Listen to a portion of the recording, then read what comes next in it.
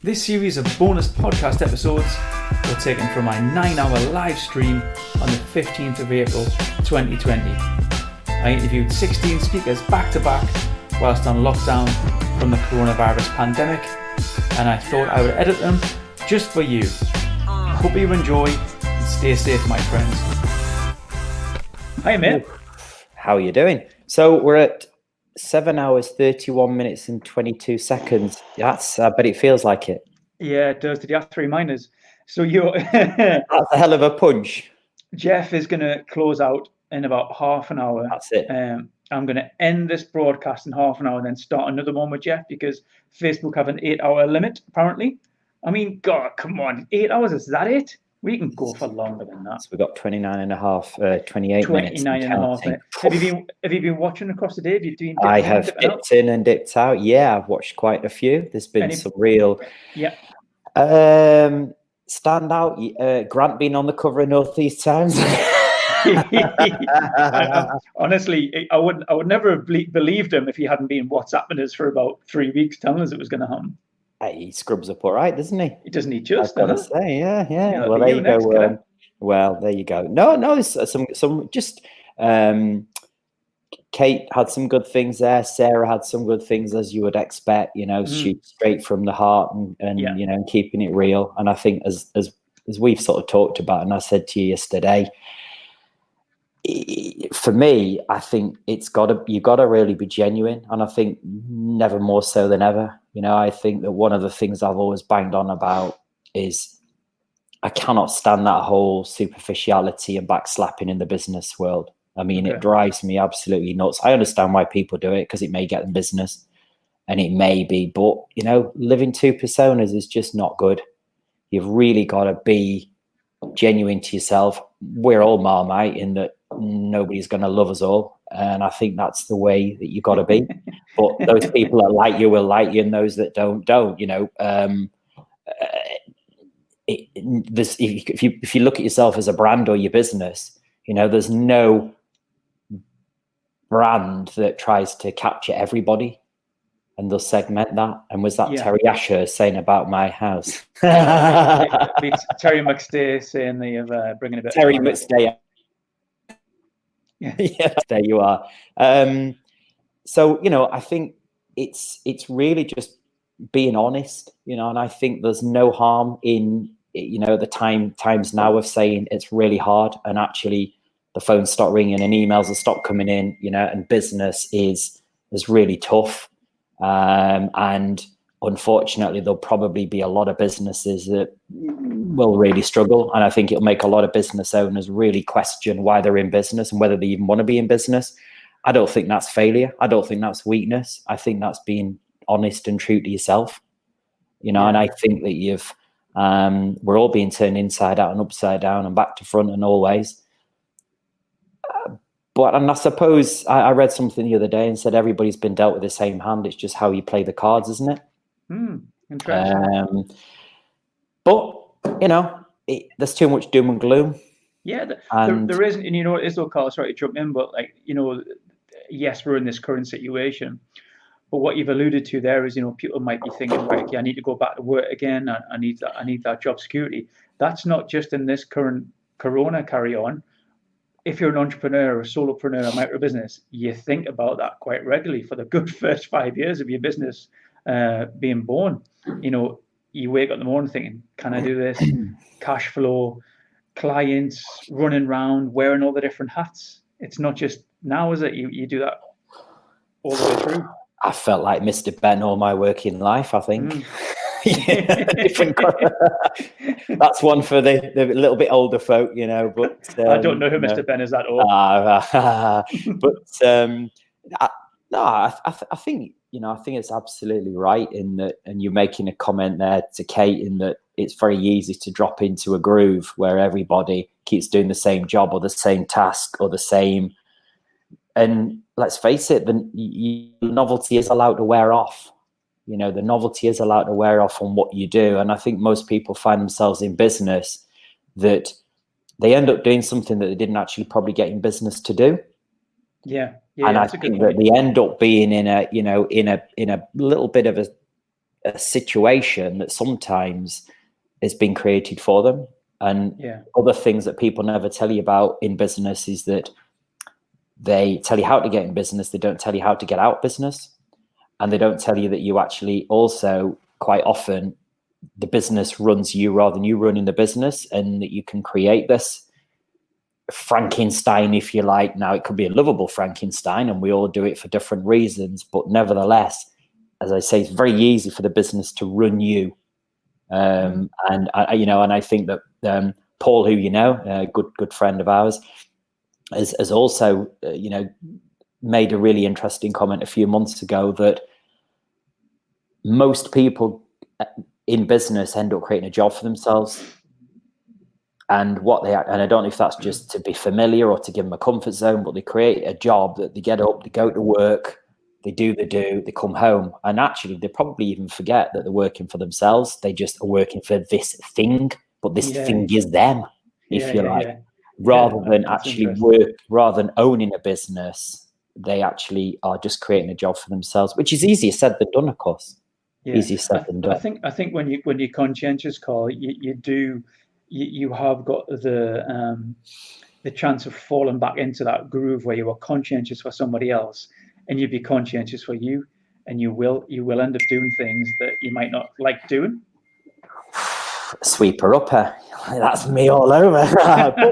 but that is the role that needs to be done in our business. And it's a small team of skilled people that have different skill sets that, to be honest, I couldn't do. So my role is to be the glue that pulls that together, and to be a platform, if you like, and typically be the sweeper upper, and that's how I see it.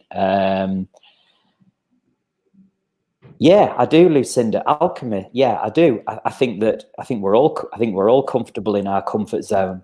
And I think that's why, just without going back over what we just talked about with Corona, everybody's up a height, because it's turned everybody on the head. I think there'll probably be a lot of businesses actually in this case that will be a bit concerned, because everyone will be getting used to working at home. And I think that it might change the outlook of businesses in terms of how they can communicate and how they can actually work, and that tech can sometimes, when things are forced on you, that can be a good thing, because you've got to make it work. And I think that there will be that flexibility now, which I think most modern people are kind of looking for. I agree with what Deb's saying here in terms of startups. They're very used to this roller coaster ride, and having to try to roll with the punches, maybe, and dare I say pivot. I know Phil didn't like that term used of him, but you do need to react to some things that happen. And maybe Deb's right, that startups can react a bit easier. I think the other thing is, though, I think there's an interesting comment on the startup scene, in that when most people are starting up a business, they perhaps are doing it maybe for different reasons than maybe we did 10 years ago, 20 years ago. And I think that I was going to say older people, I don't mean old, but older people set the business up because they probably wanted freedom. They were a bit cheesed off with maybe what they were doing, and they maybe wanted some financial freedom, and maybe to be able to, in many cases, earn a bit more money. I think a lot of startups now, money and materialism is actually secondary.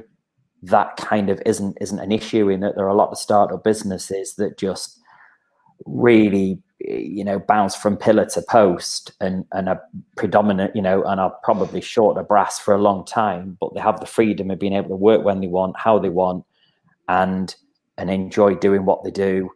And I think that makes them more resilient, because they're not worrying and thinking, oh my God, my bank balance is going down, because a lot of them probably haven't got bank balance.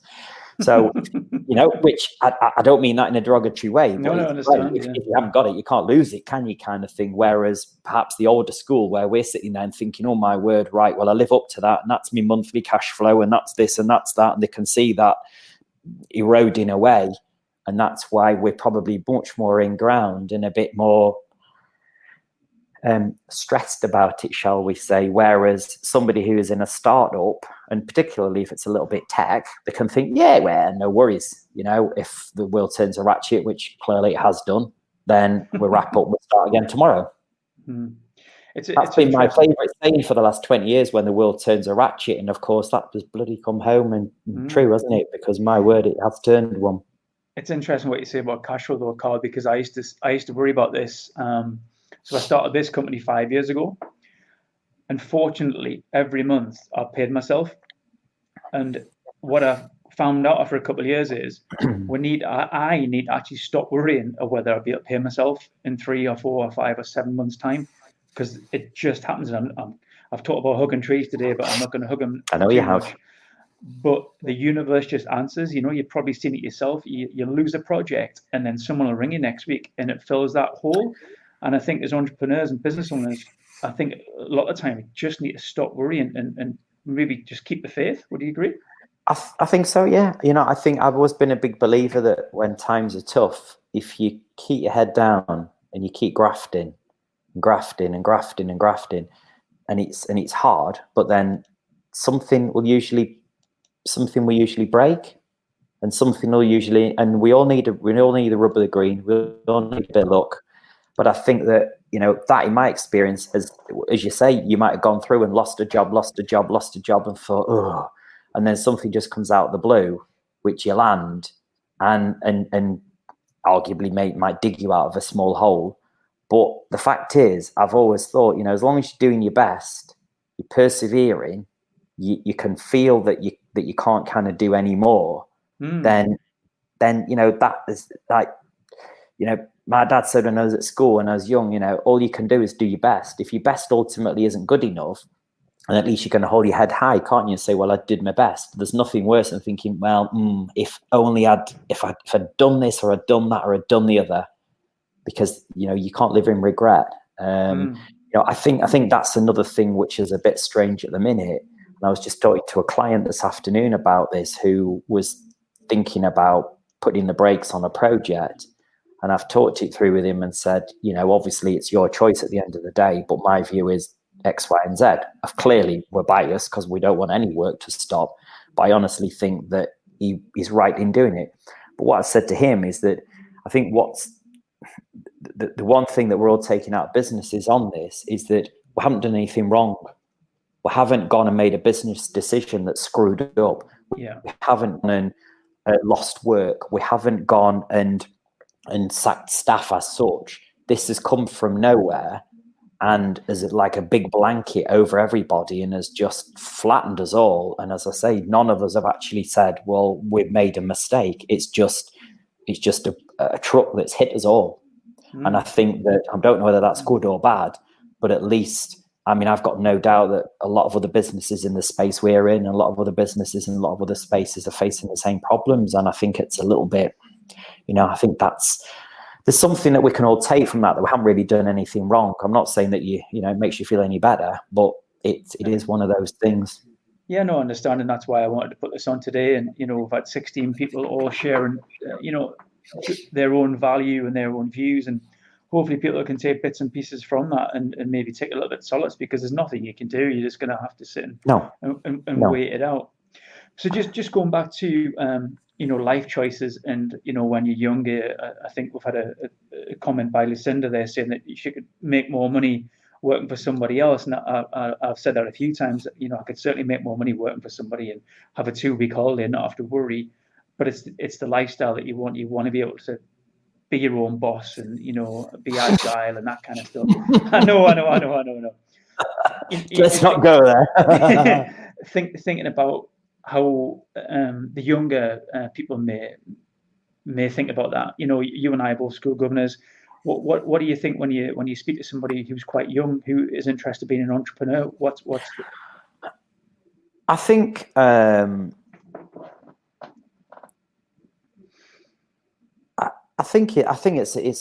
it's quite a different mindset, and I think, if I'm honest, I think it's an overused word.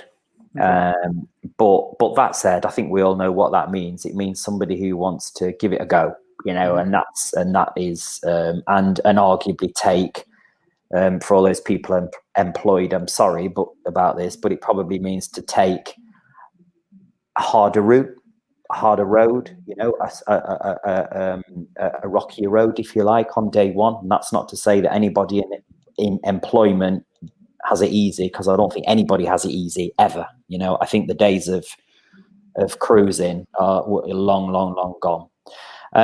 I think that it's all about just being, you know, thinking about what it is that you want to do, having the energy and actually making mistakes. I've always said mistakes are a good thing.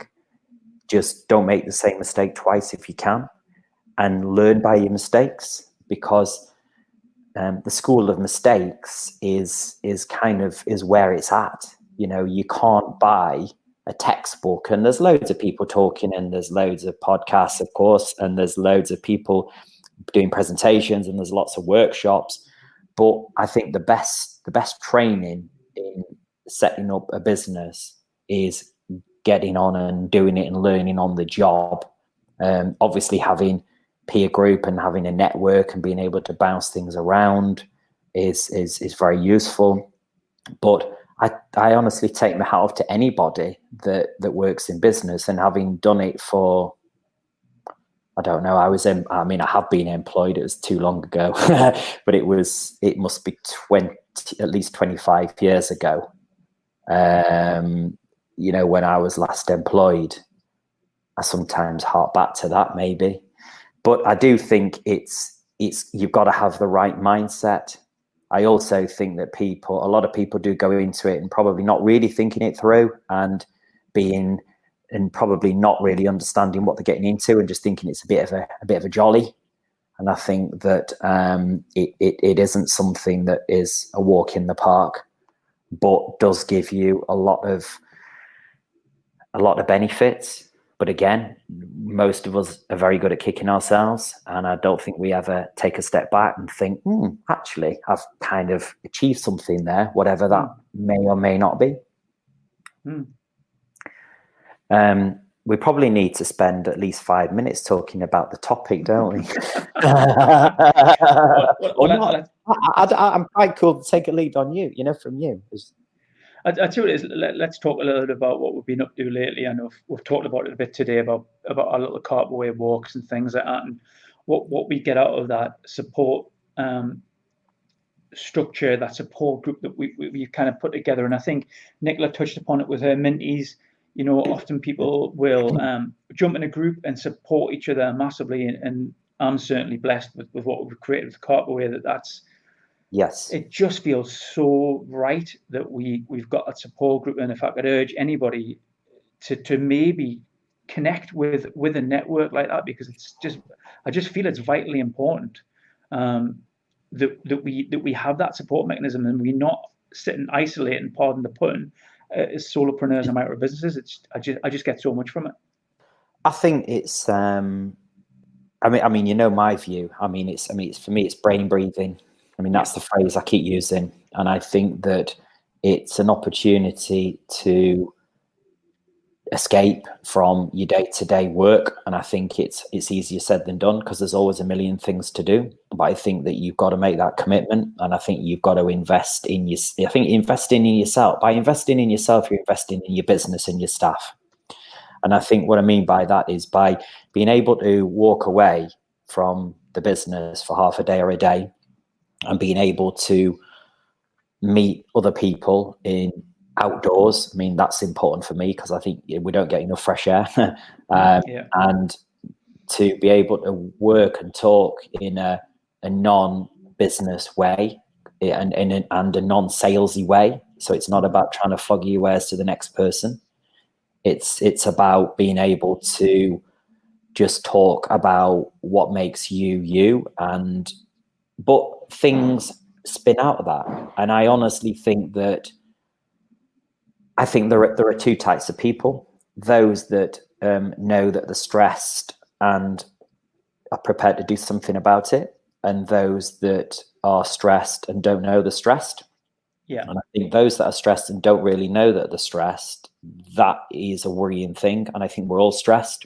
We're all stressed in modern day, in modern living, regardless of what you do, how you do it. Doesn't matter where you live, what you work, we're all stressed.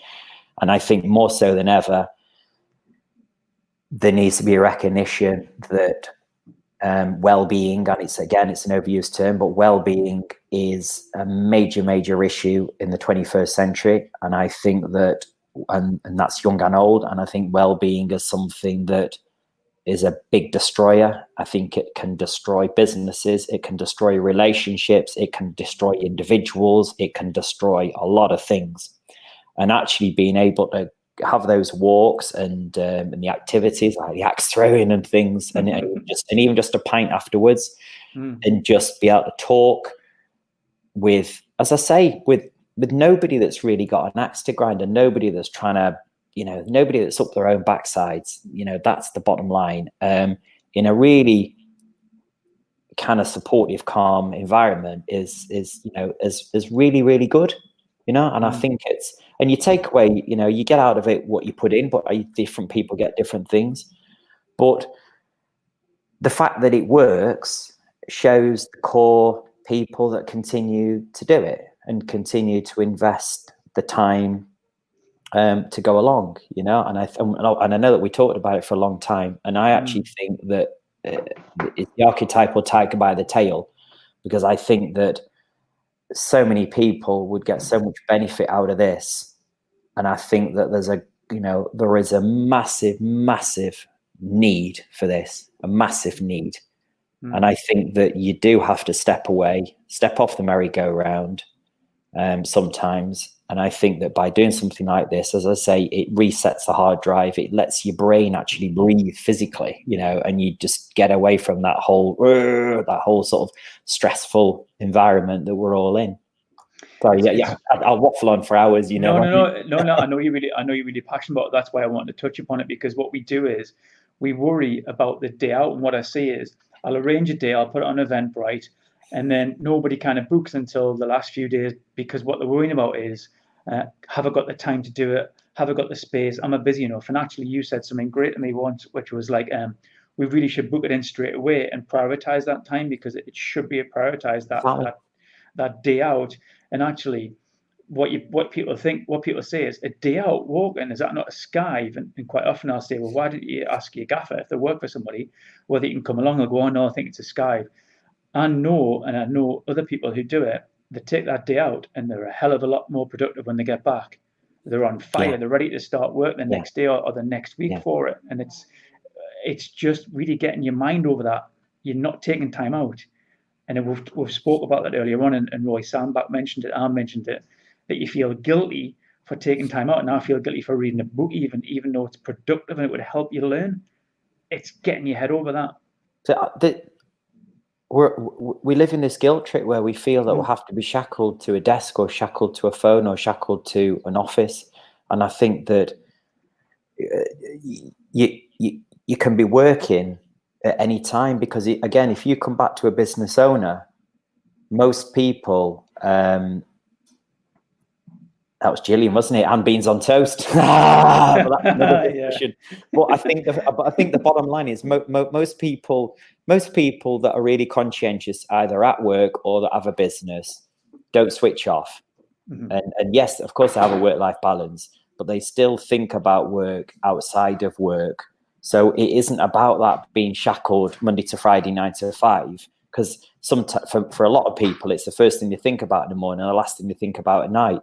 So going out and about and doing something that's just a different environment, to me, is no different, and I think that most people have, I have quite a lot of, or I come up with some certain solutions to problems that I've been pondering over. If I'm having a shower in the morning, or if I'm there having a shave or something like that, not the third one, but but in reality, things just dawn on you. And I think that it's the same old thing, but sometimes the less you think about something, or the more you think about it, the more your brain, muddles itself up, doesn't it? And I think sometimes when you take a step back and it flows over you and it becomes a dawning moment of maybe of an idea or a solution to a problem or that you've been thinking about. And I think that No, it isn't. It isn't a cop out, you know, and it's something that I even like the idea of the entire team going out once in a while. Do that. Difficulty is just trying to, you know, well, I don't like this or I like that, you know. So. But there you go. Speak to things we don't like. Here's our mate Jeff. Now we'll love him, man. That's terrible, lad. We'll love you, man. So how you doing, boys? Oh man, 7 hours 55. It's the first time you've done a proper day's work. You want a medal?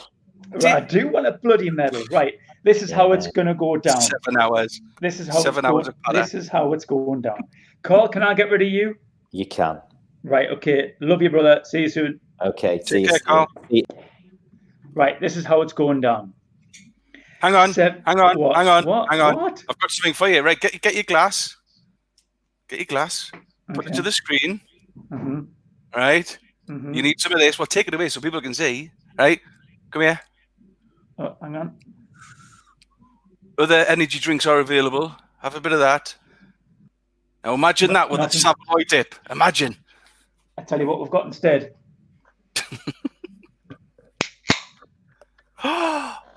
Really? Yeah, really. Sod it. You've gone for it, haven't you? Well done.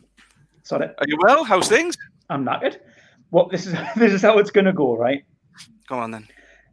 Facebook Live will cut us off in 3 minutes. Champion. That'll do. Right. What we're going to do is we're going to. You've got 3 minutes. So you're not getting away with it. No, you're not getting away with it. We're going to end this bad boy, and we're going to start again in a few minutes' time. Is that okay? Yeah. Go for it. I'm going to send you a new link. It took us 25 years to get this tip. I know, man. I know. But then people who are on Facebook will get a new notification that we've gone live again. Okay. Right. There you go. There's Anne telling us I've earned it. There you go. Cheers, Anne. Thank you very much. Right. Okay. So can we end this? I'll go for a quick comfort break and I'll see you in a second. No problem, mate. Right. Okay. Bye.